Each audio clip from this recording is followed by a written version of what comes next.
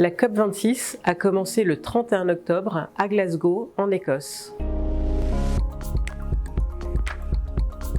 La COP, c'est la conférence des parties, la conférence des pays qui se sont engagés à respecter la Convention des Nations Unies sur les changements climatiques. Ce sont 196 pays et l'Union européenne qui se retrouvent autour de la table avec des représentants des acteurs non étatiques, la jeunesse, les ONG, les entreprises, les syndicats, les peuples autochtones et les scientifiques. Les COP se tiennent chaque année depuis 1995.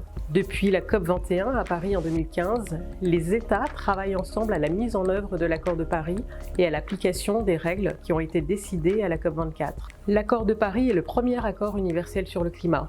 Il a été adopté à Paris le 12 décembre 2015 avec un objectif: maintenir le réchauffement climatique sous la limite des 2 degrés, voire 1,5 degré par rapport à l'ère pré-industrielle, et un principe: tous les pays s'engagent à réduire leurs émissions de gaz à effet de serre et fixent leurs propres objectifs en fonction de leur capacité. Cette année, la COP26 est particulièrement importante, notamment en raison des conclusions du dernier rapport du GIEC, indiquant qu'au rythme actuel, le réchauffement climatique ne pourra pas être maintenu sous la barre des 2 degrés, voire 1,5 degré.